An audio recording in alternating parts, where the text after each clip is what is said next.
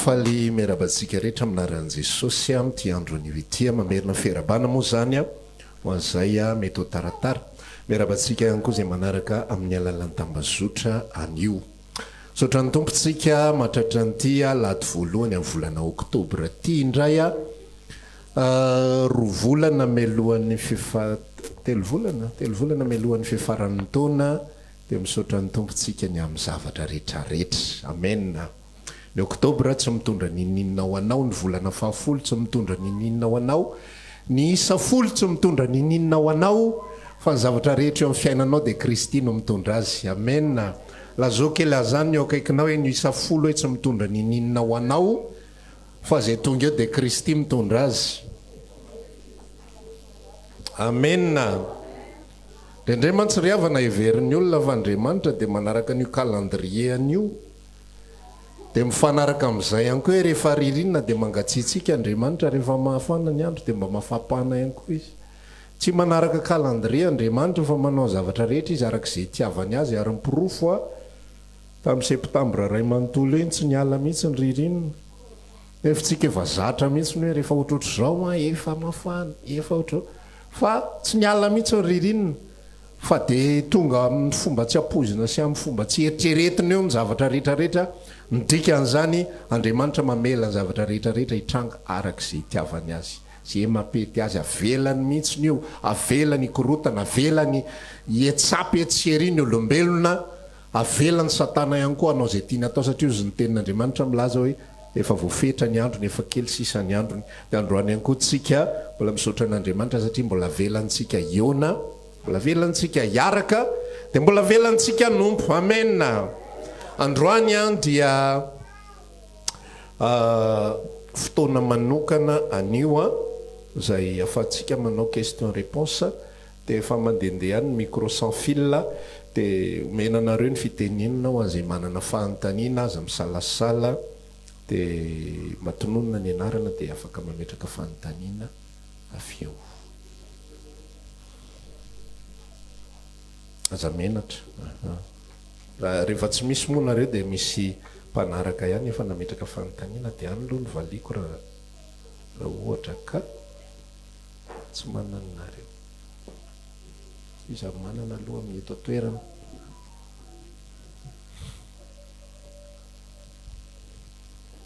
Ariarinary azafady.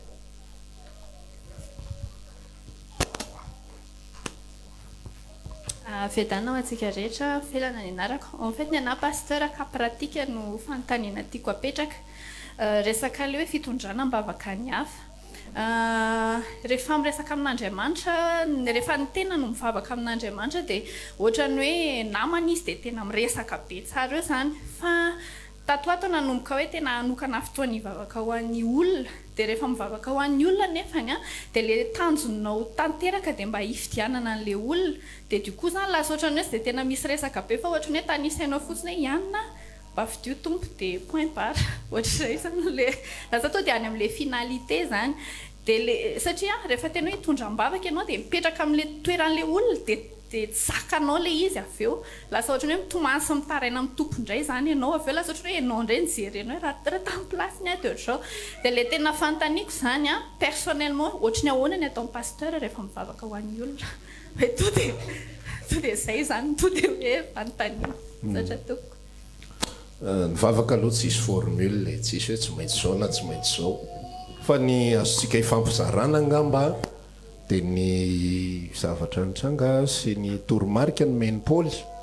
Ozy izy miresaka hoe mangataka ozy izy mba atao zay vavaka rehetra ho an'ny olona masina, ho an'ny olona rehetra aloha ozy izy. Dia mametraka karazam-bavaka telo izy ao anatin'ilay izy hoe fifonana, fisaorana, fangatahana. Zany hoe zay zavatra izay zany no azonao atao ao anatin'ilay izy torolalana ozy toromarika, fa tsisy formule exacta sy formule directa, fa ny vavaka-po dia non'Andriamanitra foana. Dia afaka manao zany tsika fifonana ho an'iny olona iny. Zay le atao hoe intercession, manelanelana. Zay mantsy ny intercession, manelanelana eo amin'ny elanelan'Andriamanitra sy ilay olona, mifona ho azy, mangataka ho azy. Ohatratsotra zao hoe tao anatin'ny tantara dia Elisa ohatra ny vavaka ho an'ny Gehazy mpanompony dia nangataka tamin'Andriamanitra hoe mifona aminao ao Jehova mpahirato ny masony, dia nampahiratin'Andriamanitra ny masony Geazy. Dia tsika ihany koa zany rehefa mivavaka ho an'ny hafa dia afaka mifonany amin'ny zavatra hitantsika, afaka mifonany amin'ny zavatra izay ataony, afaka manambara ny fahatsapantsika par rapport amin'iny namantsika, par rapport amin'iny havantsika, par rapport amin'ny ray aman-drenitsika sy sisa rehetrarehetra. Mangataka famindram-po, tsy miexige, tsy mitako, tsy mibaiko, fa mangataka ny famindram-po hoe raha sitraponao tompo akasiony fony, kasiony any anatiny fa mampalahelo ny zavatra mitranga, mampalahelo ny zavatra iainan'le olona hoe tsy mahalala, tsy mahafantatra ninninona. Misy karazana olona be deaibe, ny sasany tena tsy mahalala, ny sasany eo ambavany eo fa tsy mahita, sy ny sisa rehetrarehetra. Reny rehetra reny amin'ny alalan'ny intercession antsika ireny no iasan'Andriamanitra. Andriamanitra zany afaka miasa, tsy mila vavaka, fa tiany isika hiaraka hanompo aminy, hiaraka hiasa aminy, dia zay mampatonga anazy mampirisika, zay mampatonga ny Paoly mangataka. Andriamanitra ve tsy afaka manome an Paoly zay ilainy Paoly raha tsisy hivavaka ho azy, fa tiany mihitsy isika andray anjara ary atsapa dia sarobidiny vidin'ny fanahin'olona anankiray. Dia ireo telo ireo zany azontsika atao mifona, dia mangataka, dia misaotra. Zay misy hafa ve rahalahy-rato?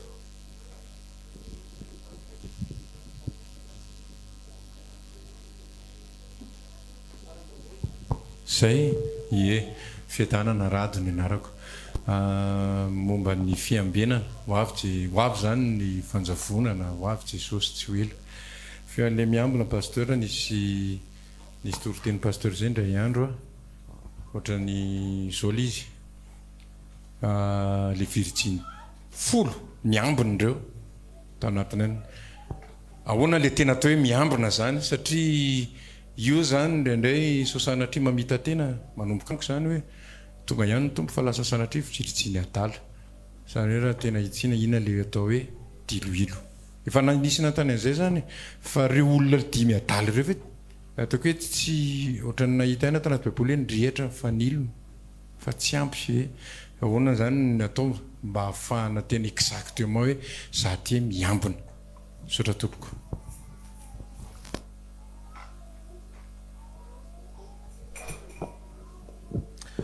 Ny miambina dia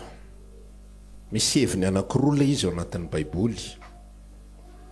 ao anatin'ny filazantsara zany. Raha miresaka tsika aloha an'le virjine sy ny fanoharana rehetrarehetra izay misoratra ao amin'ny Matthieu 5:20, dia misy tantara ao mikasika ny virjine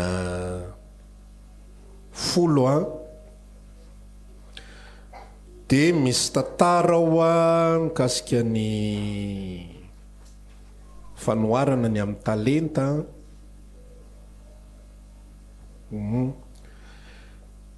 Fa le virjine angamba tena malaza anazy. Dia zao ny zavatra resahan'ny tenin'Andriamanitra ao anatin'ilay izy aloha. Hay dia misy anankiray ihany koa raha tsy diso ako ao anatin'io ihany le hoe le resaka ondry siosy amin'ny Matthieu 5:20 misy an'le ondry siosy. Dia zao ny zavatra zay mila fantatritsika ao anatin'ilay tontolo fanompoana teboka voalohany indrindra ao anatin'izany atao hoe miambina sy miandry ny fiavian'ny tompo izany. Le virjine dia efa fampizaraka any izy io hoe tsisy mirakla manokana tao anatin'le tantara, fa ny fiaingan'le tantara sy ny fifarany dia mitovy daholo. Fa ny zavatra hita fotsiny, matsiaro an'le teny anankiray izay hoe amin'ny andro ny anehoanany zany, any am-bokin'ny Korinthiana 1:7, zany hoe mandritra ny vanim-potoana anankiray izay mipetraka dia tsisy mahafantatra le izy. Samy miaraka manompo eo zany eo anivon'ny fiangonana. Misy ohatra ihany koa nampoarin'i Jesosy mikasika an'io fiaviana io, mikasika an'ilay olona izay nanana-tanimboly, dia naniraka ampiasana izy amafy voa tsara. Fa rehefa tonga ny alina dia nisy fahavalo kosa namafy voratsy. Tanimboly anankiray fa misy votsara dia misy voratsy. Samy ekipa anankiray ana vehivavy anankifolo fa misy 5 adala dia misy 5 endry. Ozy izy Jesosy milaza misy rovavy itotovary fa ny ray raisiny ny ray avela. Isy rola miara-matory ny ray ny raisiny ny ray avela. Tsy ara-nofo io akory ka hijery an'le rahalanao ianao hoe tena sezany taraiky vazaha dia tsy fantatra le izy fa miara-maniry eo izy roa, miara-mitombo eo izy roa. Ao anatin'ny baiboly efa misy an'izay sary zay mihitsy hoe mpiara-manompo eo. Fa ozy izy Paoly misy aminareo ivoaka, misy aminareo hitsangana dia anohatra, misy aminareo hitsangana dia ho ambodi. Misy an'ilay anabavy ny tantara teo ny resaka mikasika ny fiangonana izay nisy andry zareo dia vao maty pastera dia mijory vavolombelona izy resaka tamiko hoe tena vao maty pastera. Tonga dia misy zavatra hafa miainga ao anatin'ilay fanompony. Tonga dia fampianarana hafa mihitsy izay tsisy idiran'ilay nitoriany pastera fahiny. Zany hoe efa ao le izy fa ny andro ny maneho anazy. Ao foana le virjina 5 adala dia ao le virjina 5 endry. Fa ny problema ao anatin'le izy virjina 5 adala tsy malala hoe adala izy. Jereo tsara ny bokiny izy mani anaran'de Apokalipsy 7. Rehefa miresaka izy mikasika ny Laodikiana, ozy izy ianao hoe za le niary fananana be, za le tsy manan-java-mahory, za le manan-karena, kanefa ianao lay mitanjaka, ianao lay mahantry, ianao lay jambo. Inona ny dikan'izany? Tsy fantatry ny Laodikiana fa tsy izy izy. Tsy fantatry ny virjina 5 adala fa tsy izy izy. Tsy fantatry ny tsiparifary fa tsy izy izy. Vao manomboka ny lalao dia efa zay ry zareo, tsisy transformation mihitsy tao anatin'le tantara hoe rehefa madiva ho avy mipapakatra dia vadika ry virjina 5 adala. Efa dala izy hatramin'ny voalohany, efa hatramin'ny voalohany hoe tsy manana fa lasa izy manombo fotsiny. Efa hatramin'ny voalohany tsiparifary na fafilay favalo tao. Fa tsy hoe mivadika moramora tao anaty tany izy fa mideparana io mba tena zao ihany, mba tena ohatran'izao, mba tena ohatran'izao. Misy olona be dia be mantsy milaza ohatran'izany hoe rianina nge mba ohatran'izao, rianina nge mba ohatran'izao.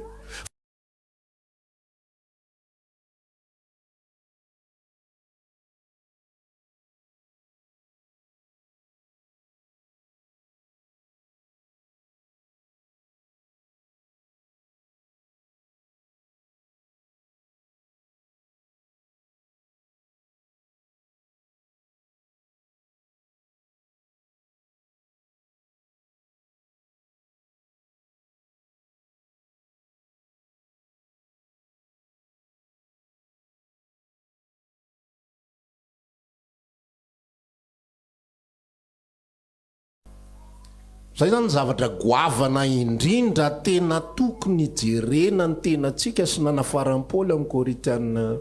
1:7-15. Dia nio ny tenanareo raha mitoetra amin'ny finoana ianareo na tsy. Izaho toetra ny tenanareo, inona dika zany izaho toetra amin'ny teny anglisy izy put yourself to test. Tsapao mihitsy,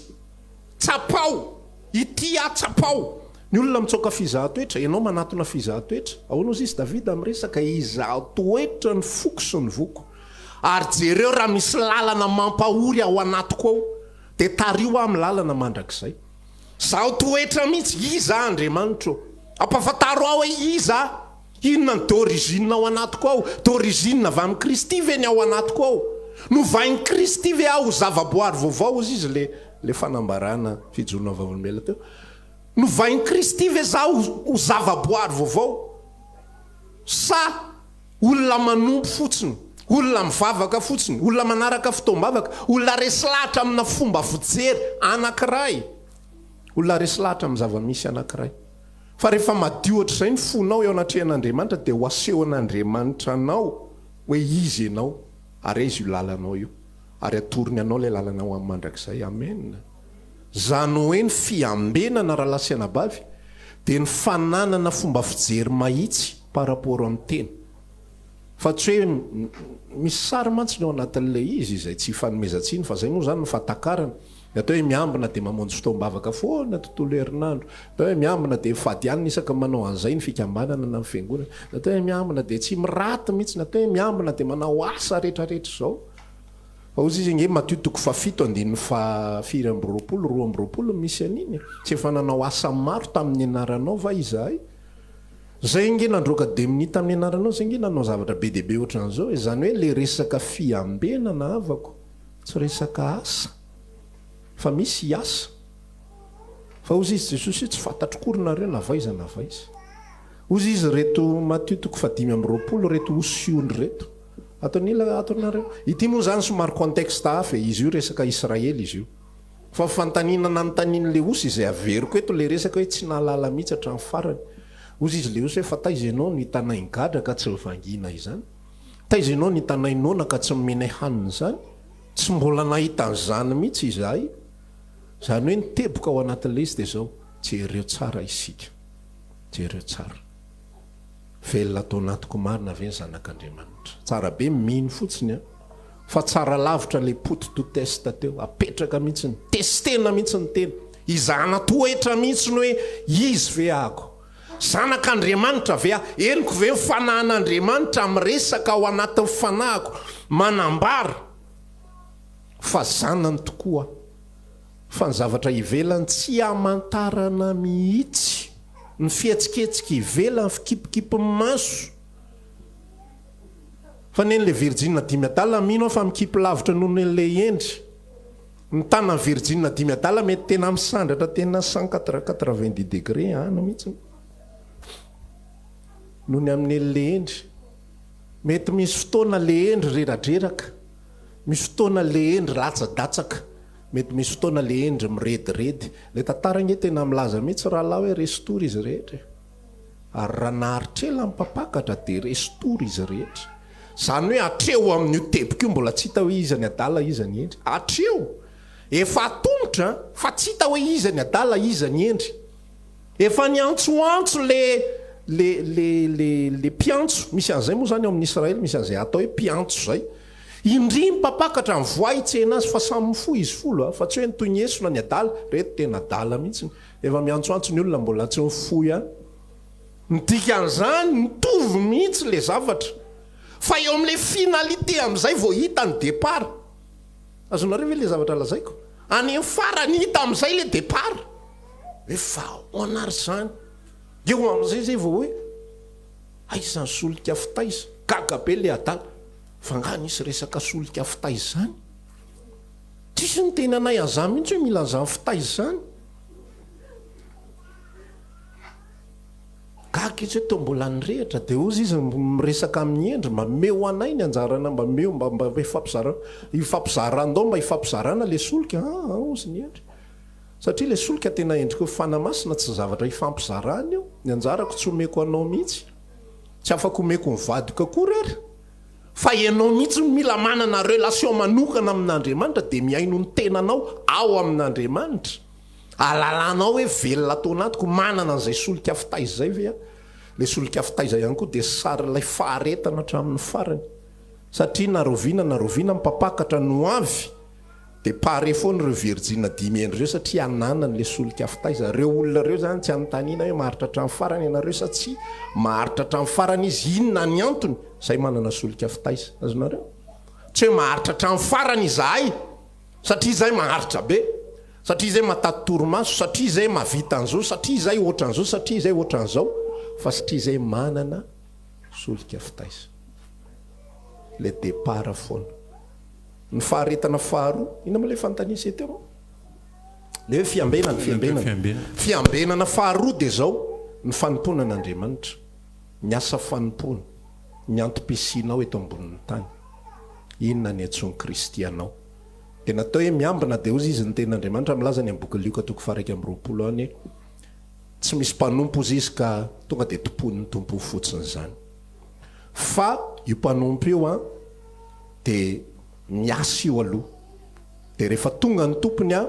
dia karakarainy aloha le tompony misikina ny valany a dia mirehitra ny jirony a dia karakarainy le tompony dia rehefa vita zay zavatra ray a zay vao hipetraka kosa izy a dia hihinana amin'izay le mpanompo io zany hoe mandra-patonga avy vanimpotoana tonga avy any tompony dia ny fiambenana zay tedavin'ny tompo amintsika dia ny fanomponana azy. Inona ny antom-pisianao eto amin'izao tontolo izao? Raha tokony ho vava ianao dia miasa amin'ny mahavavanao. Ny atao hoe vava dia ny mpitory. Raha tokony ho tanana ianao dia miasa amin'ny mahatanana anao. Ny atao hoe tanana dia mpanohana, mpanampitosika, ina moa izy ity? Mpanohana amin'ny zavatra rehetrarehetra. Nisy olona tsy ny olona rehetra natao hitory filazantsara. So dia hoe maheno an'izay nareo dia hoe hitory eny Analakely aza tsy vitanao zany raha tsy natao amin'izany ianao. Fa eo Analakely eo ianao dia miodikodina eo ianao. Inona ary nataoko atery Jesosy ndeha hody marina mafy. Fa mila heninao any anatinao hoe za matena ny Kristy dia inona ny antom-pisiko eto, inona ny ataoko eto. Dia mandeha araka an'izay sain'ny fiambenana faharoa izay nasain'ny tompo ataontsika. Dia hoy izy miresaka hoe raha ohatra ny olona tsy miambina amin'izay lalan'izay vofonjy ihany izy fa toy ny avy amin'ny afo ihany. Satria maninona tsy niasa araka ny tokony ho izy teto amin'izao tontolo izao. Iny asa iny le tenenan'ny Paoly hoe efa navita ny fiazakazahako aho.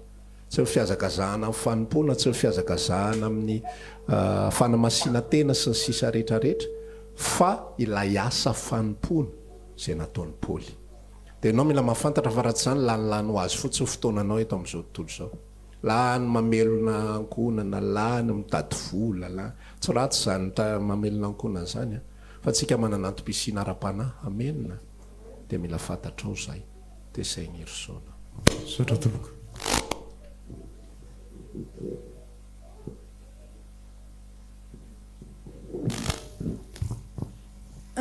Mialina ianarako a dia fantaniako hoe asa hoe mety afaka ihany koa hoe mandray anjara tsika tsirairay hoe mba expérience hoe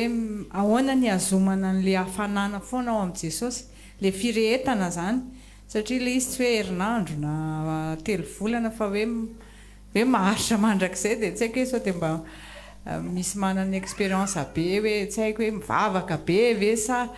le hafanana tsina zany kolokoloana fa tsy hoe tonga ho azy le izy dia mba mangataka an'izay fampizaran'izay toko. Sotra. Zay honareo zany resahany aloha.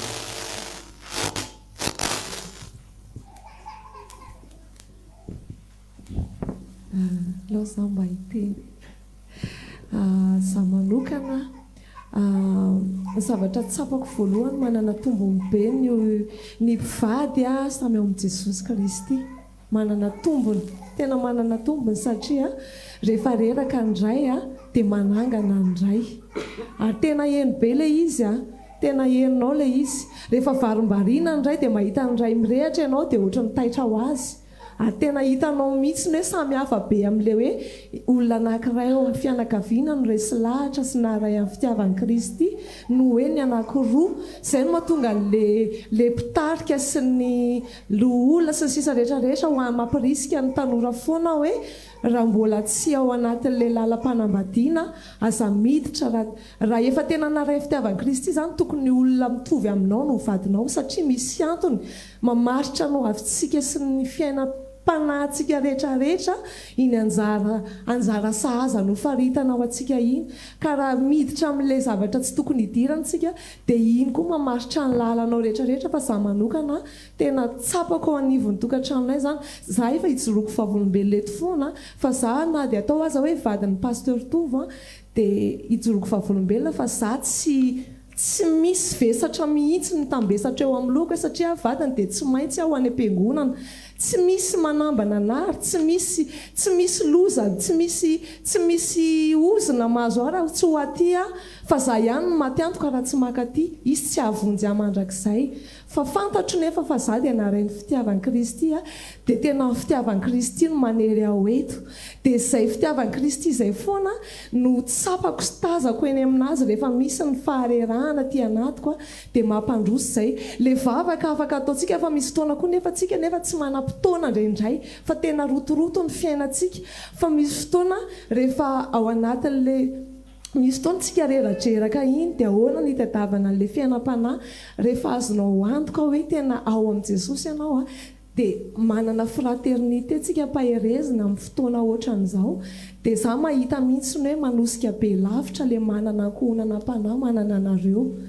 dia raha vao mandeha rerytsika dia tsy vitatsika mety ho vitatsika ny azakazaka fa araka le teninao ihany ny laza fa maimaina ianao any an-trano any izay no ampirisihana foana ozy izy ny teny Paoly le teny milaza hoe tsy milaza hoe aza manadino ny fiarahana mivavaka fa hoe aza manadino ny fiarahana miangona any an-tranontsika mety afaka mivavaka amin'ny fotoana rehetrarehetra na amin'ny ray maraina na amin'ny atoandro na amin'ny ariva fa na dia ny fahitako anareo ihany aza dia efa manangana ahako raha reratreraka ny ainga avy any an-trano tena fifaliana ny mahita anareo ankohonana mpanahy ohatran'izao a tsy haiko nareo zavatra samihafa mihitsy mantsy ny monde ny ainako eto aho dia mbola manava ny fijoroana vavolombelona satria pasteur nanisany tarika anahy tao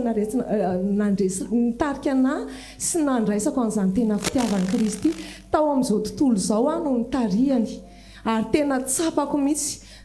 vavaka 3 taona angamba nitondrany anana andeha namonjy fotoam-bavaka foana izay avao nandray an'izany fitiavan'i Jesosy izany ary tsy mitovy mihitsy ny monde ny ainako taloha sy ny monde ny ainako ankehitriny ary mahatsiaro hoe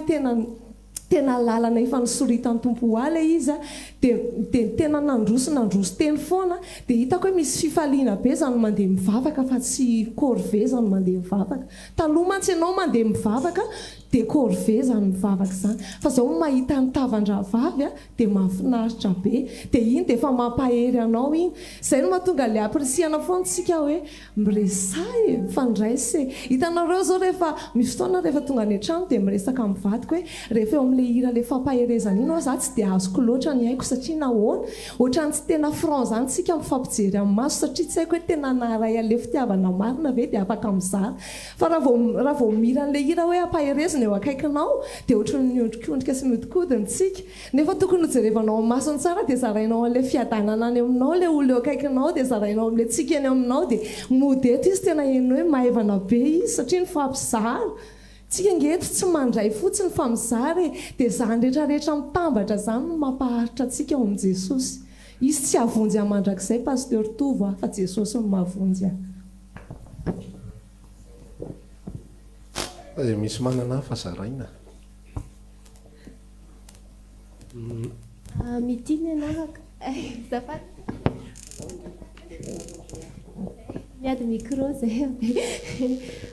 tena marina ny expérience ako personnel indray no tiako zaraina hoe marina be le nteneny raha matoto eo tena tsapa be indrindra tamin'ny fotoanan'le confinement hoe tsy afaka niaraka teto tsika fa le izy tena mamy be mihitsy le fiarahantsika eto dia indraindray ary ianao rehefa mialy eto dia lasa ohatrany hoe dia ahoana indray zany toyany fa le any an-trano a misy relation mila établissena foana miaraka amin'i Jesosy zany misy le zay le izy ahoana nitazomana le afo mirehatra dia amiko raha hoe asiana valiny le izy dia hoe ny fifaneraseranao amin'i Jesosy any an-trano ianao a le izy zany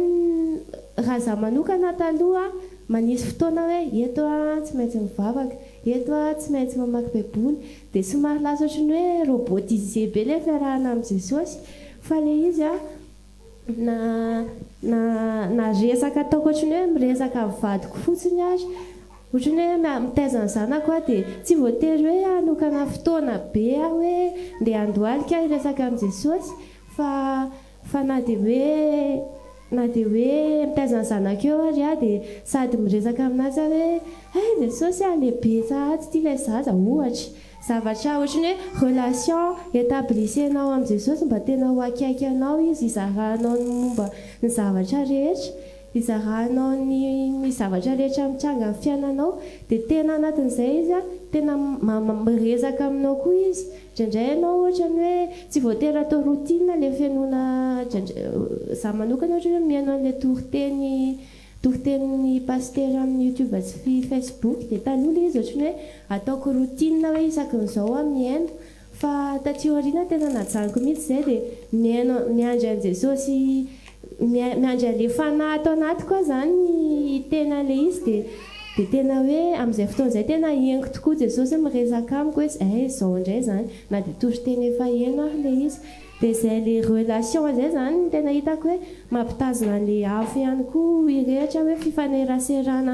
fifaneraserana akaiky amin'ny Jesosy amin'ny lafiny rehetra mihitsiny na amin'ny famakiana baiboly na amin'ny vavaka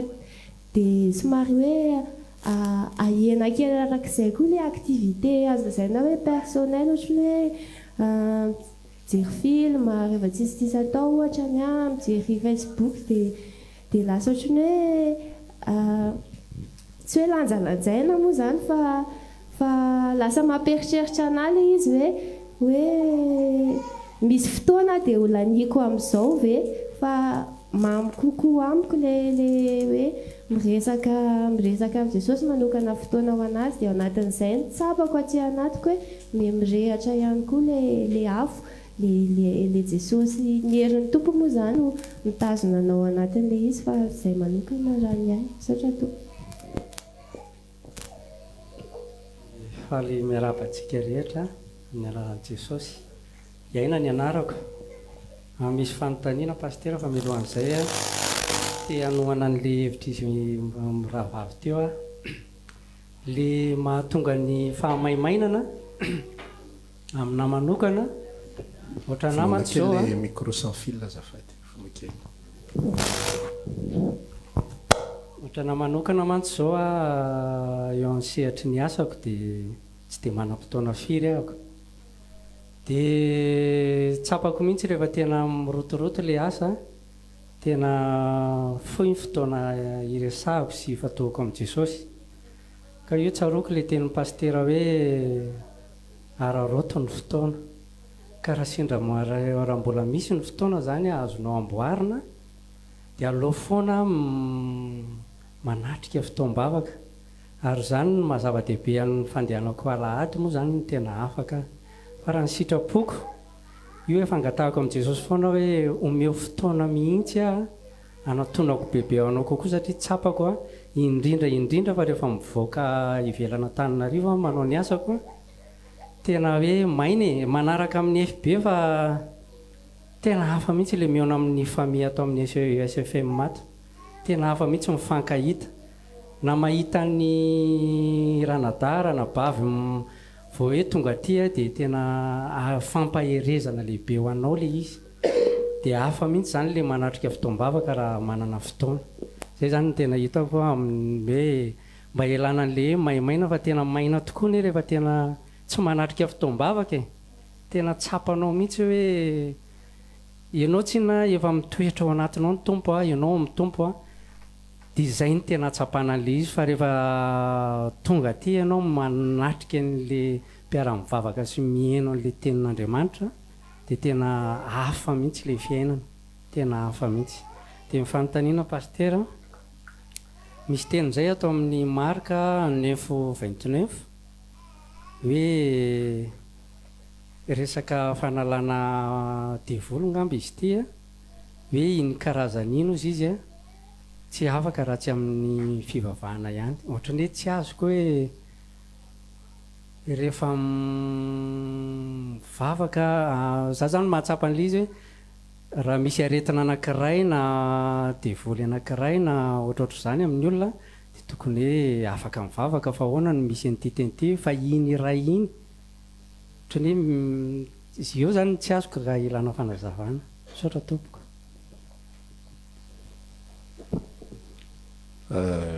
io teny io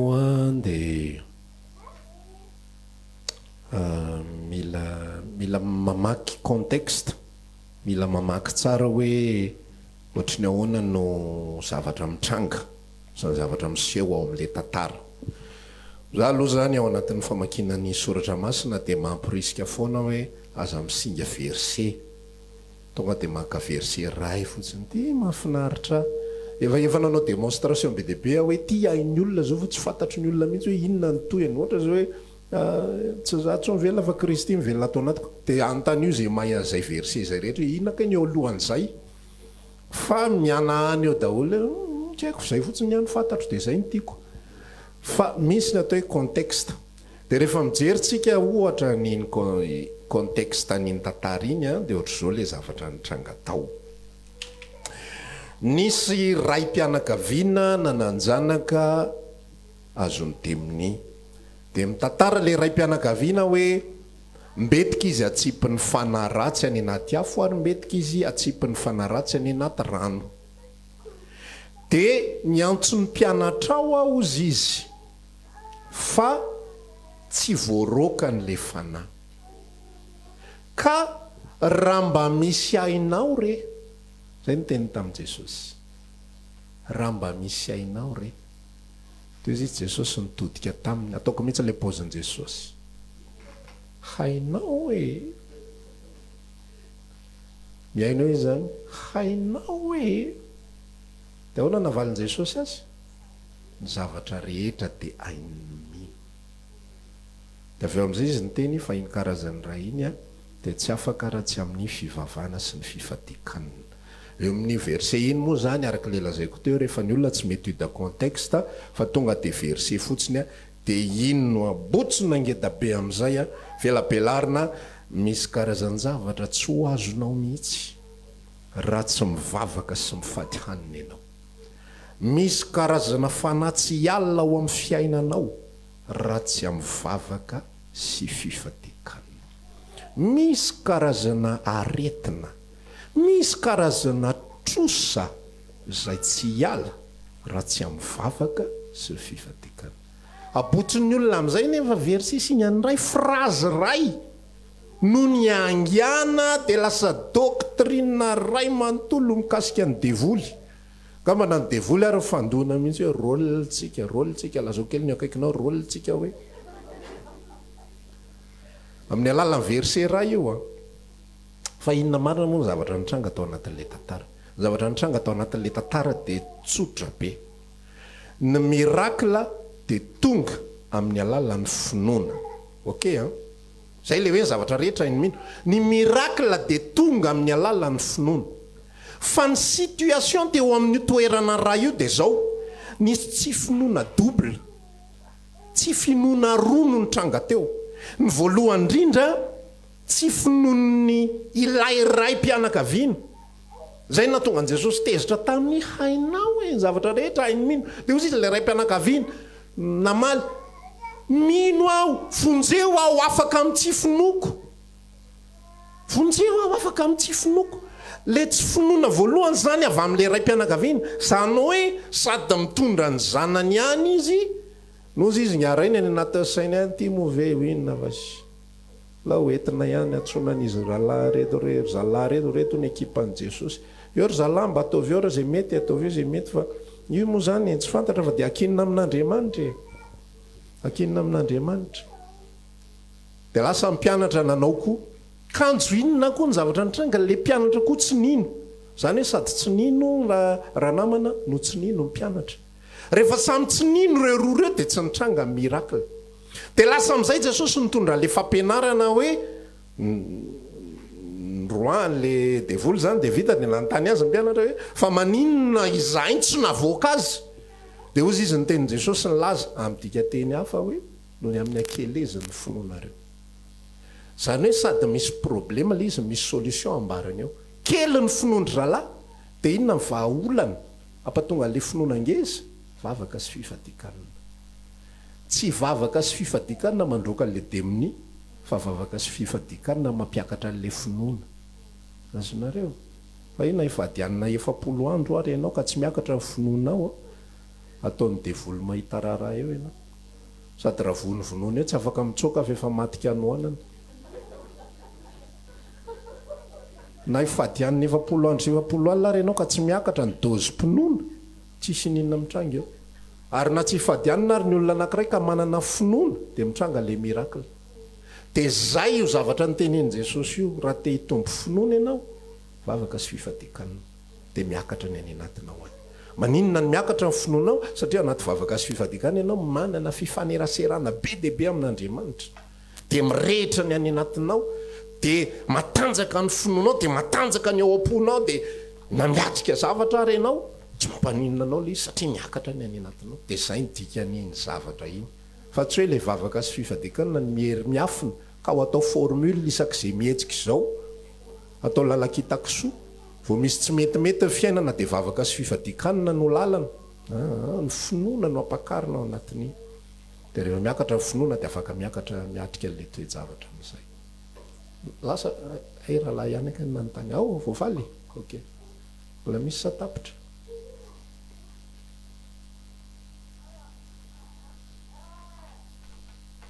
misy fanontaniana anankiray ty avy amin'ny mpanaraka ohatran'izao ilay fanontaniana hoe ahoana no ahafantarana ny feon'ny fieritreretana amin'ny feon'ny fanamasina iza koa ny liana te alalazay ahoana ny alalana hoe za ve zany eritreritro ve zany samy fanamasina zany miresaka amiko izany ny afantarana ny asan'ny fanamasina ny apotsika na ihany koa hoe ny décision zany moa zany ny tena rehefa ny olona nitody décision zay raha décision efa fantany ny safidiana izy tsy vaky loha zany tonga dia tsy fohan'ny azy fa raha vao décision tsy matimatin'ny lolo dia efa hoe ahoana ao zay Andriamanitra ary en plus le izy ny tena tsika olombelona zany tena manana natura fetsifetsy zay midika an'le hoe Andriamanitra ny asaina amin'ny safidy eo amin'ny toerantsika amin'izay azo antoka fa tsy dofotra tsy hoe azo antoka fa ho tanteraka sitrapon'Andriamanitra fa azo antoka fa tsy dofotra ohatra zany zao hoe anontany pastera inona kay ny sitrapon'Andriamanitra ty asy ty sa ty asy ty dia nidika an'izay inona kay tsy mampidofotra pastera ty asy ty sa ty zay nidika an'le izy fa le sitrapon'Andriamanitra mody mba asesika eo aloha fotsiny dia ahoana ny ahalalana an'le izy ahoana ny afantarana an'le izy afantarana ny sitrapon'Andriamanitra par rapport amina décision anankiray dia tsy misy zavatra be dia be fa zavatra ray ny ahalalànao fa ny tompony mitondra anao mitoerana anankiray dia tsy na fa ny fiadanana eo amin'izay misy fiadanana dia eo Kristy Kristy tsy eo amin'izay misy filaminana Kristy tsy eo amin'izay mahafinaritra Kristy tsy eo amin'izay misy tombontsoa Kristy tsy eo amin'izay misy zay manaraka anao ny olona rehetrarehetra hoe feon'ny vahoaka feon'Andriamanitra dia matoa vahoaka milaza hoe zao dia ao zany ny ahako ny tokony handeha matsiaro an'ilay tantara anankiray zay tantarany Yahaba sy mpaminany ny antsony Josafata Yahaba anao mba hiaraka hiady amiko fa mpanjaka ny anina mpanjaka ny Syria mandreraka ako mihitsy fa ohatr'izao dia ozy izy Josafata tsy matimatin'ny lolo le resaka za naraka anao izy fa zao ndana ny tany olo ny tenin'i Jehova dia lasa nanontaniana mpaminany Jehova efa-jato lahy no nyresahana dia nanontaniana zay mivoaka rehetrarehetra ozy Jehova mandeha nampandresy anao samy nanao ny azy teo dolidoly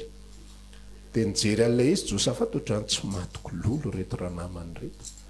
dia ozy izy Josafata nyresaka tamin'ny Ahaba reo ihany va no izy ozy Ahaba misy anankiray zay fa tsy tiako tsy maminany zavatra tsara mihitsy zany Mikaia zay ny anarany voan'ny taningaray mirediredy foana dia natsony Mikaia avy ino Mikaia hitako eto mipoziny Ahaba ahoana ozy ny tenin Jehova efa miandry izy zany inandray ny redirediny ty dia ozy izy Mikaia nyresaka tamin'ny Josafata sy Ahaba andresy tokoa ianareo ozy Jehova todika indray Ahaba tsy efa niteny taminao ava zany hoe azo ny atsaina ihany tsy zay ny tokony ho teninina hoe rehefa miteny amin'ny anaran'i Jehova ianao milaza marina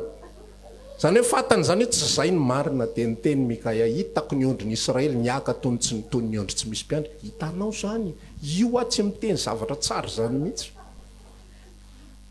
nefa zay ny ambaran'i Jehova zavatra mavesatra zavatra ratsy fa zay ny ambarany dia inona moa no tiana lazainao anatin'izay tsy hoe zay tsapanao zay eninao zay hitanao fa ny alalanao ny décision avy amin'Andriamanitra dia décision misy fiadanana erinao hoe nijanona tato amin'ity toeram-piasana kely karaha amin'ity fa henoko fa eto sitrapon'Andriamanitra ary henoko fiadanam-poko ao anatin'ilay izy azontsika ilay izy misy décision raisitsika zany dia tsy ho fanaraka fomba fijerintsika fa rehefa henontsika ny fiadanana zay sitrapon'ny tompo anao zay janony eto amin'ity trano ty nahita trano zay tariananina taria tsara be mahafinaritra be tena sahirana ny saiko hifindra sa tsy hifindra enao ny fonao amin'izay ho aizany fiadanana fa omen'ny tompo fiadanana ianao dia ho tsapanao hoe eto ny tokony isy ahy tary mahafinaritra fa eto ny tokony isy ahy ary ohatran'izao fa eto ny tokony isy ahy dia ohatr'izay na ny fiangonana ary be diabe amintsika mantsy mitsapatsapa mandehandeha eny dia tsy hita ihany ahoana dia sasan'ny farany andeha ho ary fa ary feno mozika ary feno ny mpihira complet tsara atsy tsisy mamalana mihitsy ny atsy ohatra makadilo sofina fa za te ilaza aminao na makadilo sofina ary le ray fa enonao fiadanam-po mijanony aho zay fandeha an'le izy ary na mahafinaritra be ary le anankiray ka tsy enonao fiadanam-po aza mijanony eo zay fotsiny fandeha an'le izy dia fantatra iza sitrapon'Andriamanitra ho anao ao amin'izay misy ny fiadanana eo Jesosy Kristy eo amin'izay misy ny fiadanana mety misy fotoana tsy misy sakafo eo amin'izay misy ny fiadanana mety misy fotoana manelingelina manahirana misy olona manafotoana misy olona mabe vatakorona sy ny sisa fa eo ny fiadanana tsy moramora nge fanaovana asa fanompona toy izao fa za henoko hoe eto ny fiadanana zay misy aho tsy moramora manangana école de ministère zay misy mpianatra 20 ny aingany zao zareo efa nidina eo amin'ny 10 tsy moramora tena sarotra ny mahafoy hoe manomboka androany a dia hienany vola hiditra eo amin'ny tokantranonay a satria zao a dia hanapa-kevitra anompo misimisy hatrany fa eo ny fiadanana dia tsy olana amiko na miena reo vola miditra tsy olana amiko na misy zavatra ara ny tsy maintsy alatsaka misy zavatra tsy maintsy ampietrena nisy renim-pianakaviana ny joro vavolombelona ny resaka tamiko somary natahotra kely amono ny resany an'le izy hoe nisy toriteninao zay pastera fa voanaheno an'le izy a dia ny démissionna tamin'ny asako tonga dia ozy aho hoe inony zany toriteny oviany zany so dia zany omenao tsiny amin'izany hoe nony amiko ny nampatonga anao ny démissionna le izy resaka ohatrohatro zahatra amin'izao tsy matadidy hoe oviana ary zany resaka zany fa dia ny démissionna le anabavy noho ny amin'le toriteny anankiray fa eny koa izy hoe rehefa ny démissionna tena zay ny sitrapon'Andriamanitra dia zao miaraka amin'ny ankohonako a miaraka amin'ny zanako a mikarakara ny zanako a tena henoko hoe eo ny tokony isy ahy votsitra ny vola fa ny fo en paix miena fidiram-bola fa ny fo en paix zay le lalan'Andriamanitra tsy miteny aminao hoe zay ataovy lazoko aloha le namanao tsy miteny pastera hony hoe zay ataovy so risy raharaha eto tsisy idirako so vadinareo ny telefona hoe ianao le pastera tovo nony aminao a ny ala ny asa vadiko tsisy idirako zany may micro kely le raha lany aiza micro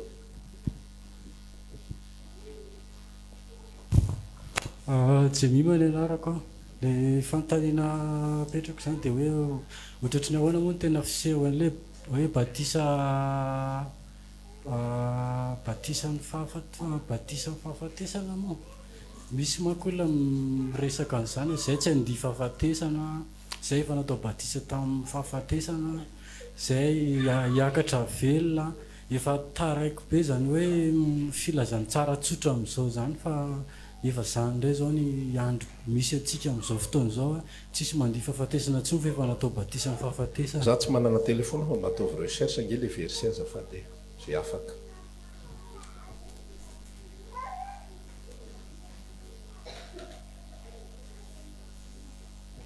azavaiko aloha le izy na izany tsy zany resaka batisa fahafatesana io mantsy any amin'ny epistily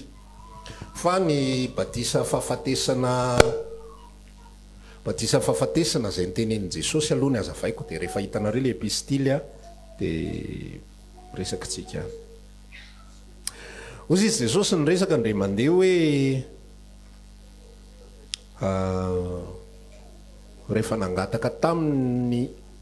reniny zanak' Zebedeo maheno tsara ve nareo aloha zany hoe le système zany système efa hatramin'ny ela hoe rehefa misy zavatra ilaina dia vehivavy ny irahana zay efa hatramin'ny taloha zany zavatra zany matsiaro ny tantarany Batseba sy ny Sery Adoniasy fa zay foana ny torinekizy mantsy tatoato hoe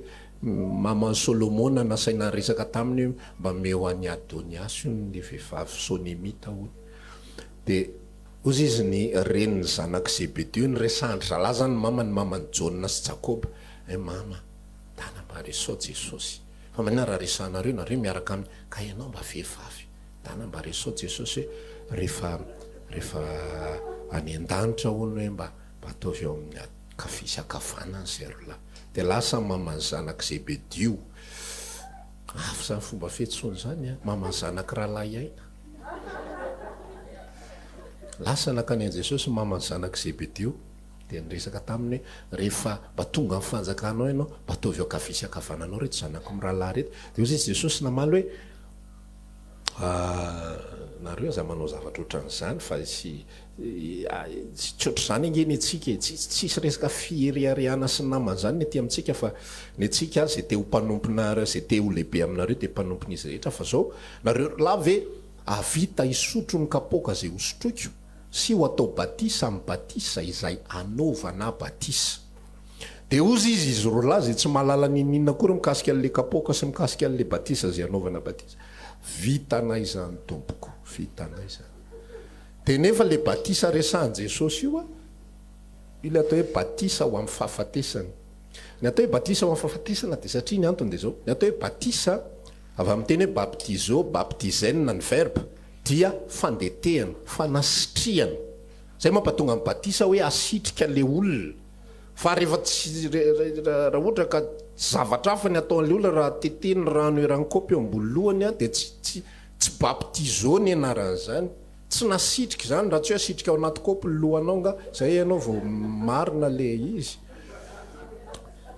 fa tsy baptizo ny anaran'izay tsy baptizaine zay raha ohatra ka tsy misitrika le izy de le tiany Jesosy zany lazaina am'le hoe atao batisa am'izay anaovana batisa de le fahafatesany laza ny fahafatesany izy isotro ny kapoka ilaza ny fijaliana izy le kapoka zay hosotrony de fijaliana ary le batisa zay anaovana azy batisa de fahafatesana nony am'izao tontolo zao de ozy izy Jesosy nanambara rehefa aveo ianareo de isotro ny kapoka zay hosotroky tokoa satria nareo de hoenjehana noho ny amin'ny filazantsara ary ianareo de atao batisa am'izay anaovana batisa satria nareo de ho faty noho ny amin'ny filazantsara azonareo fa nipetraka eo kavanako sy ny akaviako kosa tsy zany manapaka an'izany fa ny raiko zay ny an-danitra ny atao hoe batisa ho amin'ny fahafatesana zany de tonga de fahafatesana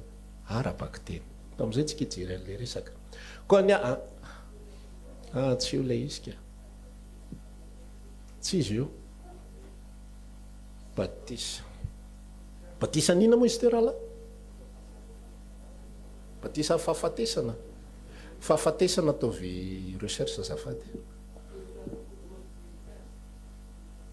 Kortianina voalohany toko 5:12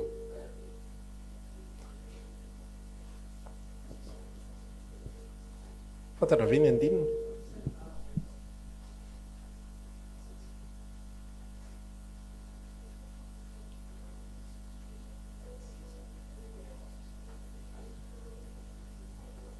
ka tsy ato tsisy ale batisako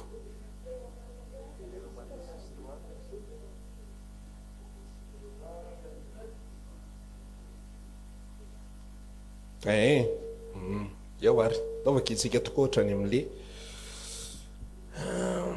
fa antsety zavatra rehetra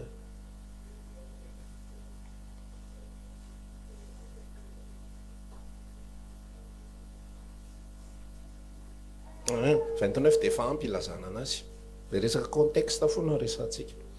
koa tena voalohany toko 5:12 andininy fafy 7:20 raha tsy zany ozy izy anao ahoana zay atao batisa ny amin'ny maty raha tsy atsangana mihitsy ny maty nahoana ireny no atao batisa aminy ary nahoana izahay ny manao viveriny aina mandrakariva lazaiko marina ry rahalahy ny amin'ny freriako noho ny aminareo izay ananako amin'ny Kristy Jesosy tompontsika fa maty isan'andro raha araka ny fanaon'ny olona no ny adikoko tamin'ny biby dita ny Efesosy inona soa azoko amin'izany raha tsy hitsangana amin'ny maty daoko tsika hihinana sy hisotro fa raha pitso de ho faty mazava ve tonga de mazava ve za ohatra mamaky tonga de mazava le resaka tsy mazava ve ohatr'izao zany le zavatra resahany eto hoe ratsy zany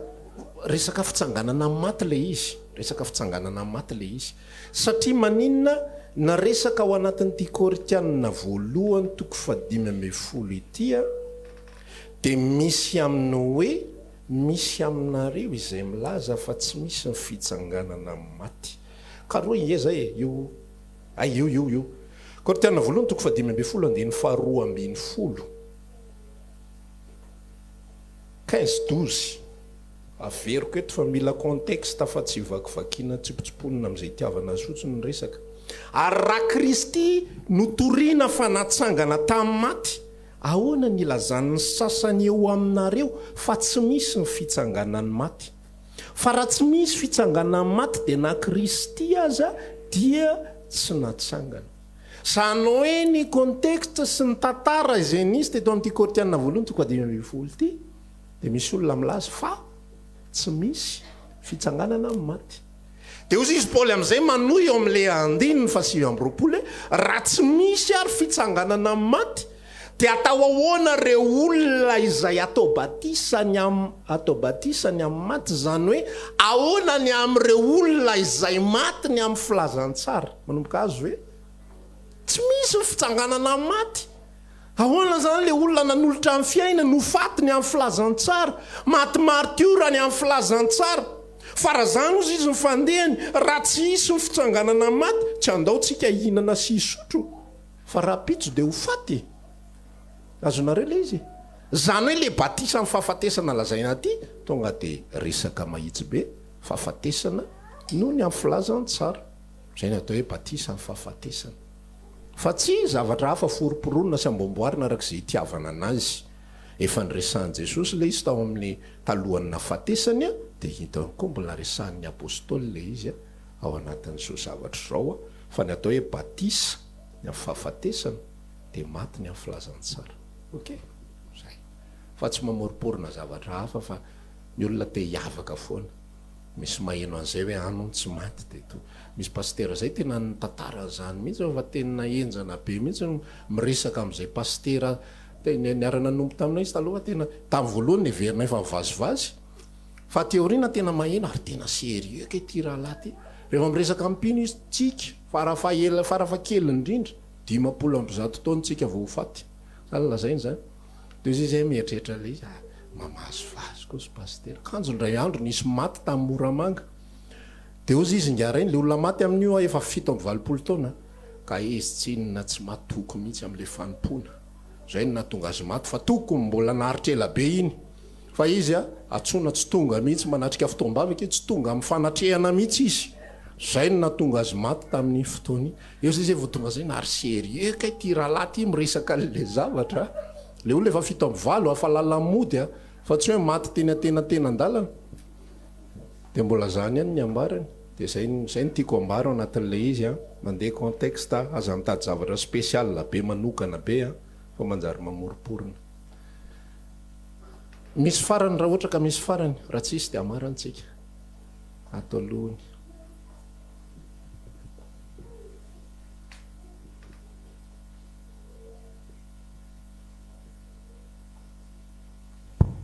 Ianjany ianarako mba afaka velabelarana ve ny contexte sy ny signification an'ity verset ity Matthieu 11:12 ary hatramin'ny andron'ny zanam-panao batisa ka mandraka ankehitriny ny fanjakan'ny lanitra dia rombahana ary ny mpandrombaka makazy ankilany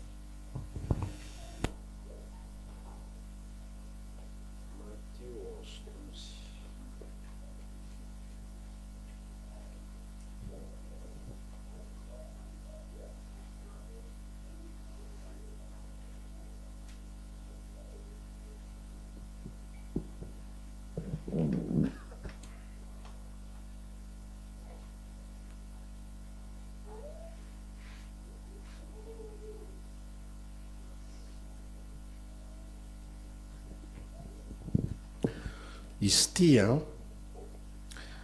misy karazana verset ao anatin'ny filazantsara rehefa misy zavatra tsy ananatsika donné be dia be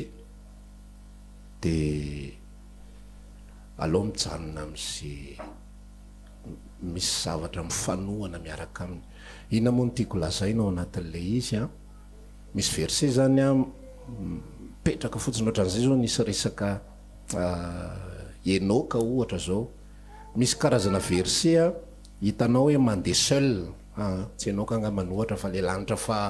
faharoa sy lanitra fahafito ohatra. Misy karazana verset hitanao hoe mandeha seul, tsy mahita fanazavany ianao any ananinany kasika an'izy io. Rehefa misy zavatra ohatran'izay a de avela fotsiny aloha ilay izy amin'izao. Ity Matthieu 7:10 ty a mikasika fanjakan'ny lanitra de azavaiko tsotra fotsiny aloha hoe inona no mety possible. Za zany tsy manome valiteny strict hoe tena zao marina io, satria tsy misy zavatra hafa manome anazy fa ny zavatra mety possible ny resako. Rehefa miresaka ny tenin'Andriamanitra de zao ny zavatra resany aloha manodidina izy. Manomboka amin'ny faraka 12 vakitsika ka hatramin'ny 4:12. Zao afaka ny teny aminaran'i Jesosy. Lazaiko aminareo marina tokoa amin'izay nateraky ny vehivavy a de tsy mbola nisy nitsangana zay lehibe noho i Jona mpanao batisa, nefa ny kely indrindra amin'ny fanjakan'ny lanitra de lehibe noho izy. Ary hatramin'ny Jona mpanao batisa ka mandraka ankehitriny, zany hoe misy deparana tantara zany ao anatin'le izy hatramin'ny Jona mpanao batisa ka mandraka ankehitriny a, ny fanjakan'ny lanitra de rombahany ary ny mpandrombaka azy a maka azy ankeriny, fa mpaminany rehetra sy ny lalàna de naminany hatramin'ny Jona. Ary raha mety mandray ianareo a de izy la Eli zay ho avy, zay manatsofina hoety miaino a aoka izy iaino. Ny tantara misy vanim-potoana ohatran'izao anatina filazantsara, possibilité ho zay ako ty fa tsy strict ny valiteny zay meko. Le zavatra resan'i Jesosy eto zany a de misy sary hoe ao anatina vanim-potoana kely nisy resaka mpandrombaka de misy resaka mpiady ao anatin'le izy. Ny zavatra zay mifandraika indrindra amin'io tantara io de ny zavatra zay lazain'i Jesosy Kristy sy any amin'ny bokin'ny Apokalipsy. Manao zavatra ohatran'izao izy hoe, zao zavatra nambaran'i Jesosy aloha zany hoe, za nahita Satana latsaka toy ny varatra ozy izy.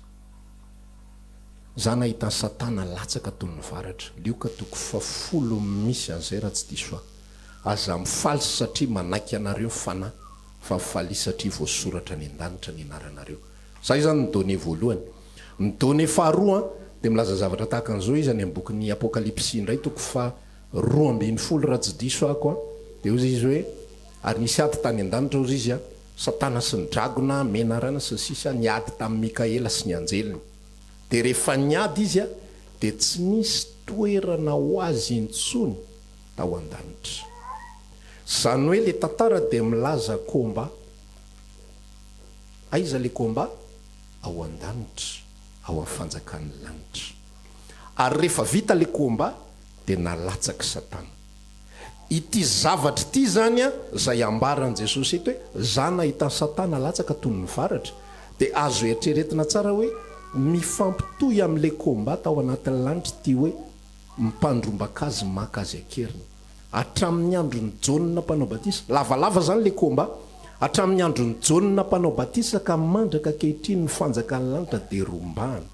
ary mipandrombaka maka azy akeriny. Nisy komba tao, nisy ady mafana tao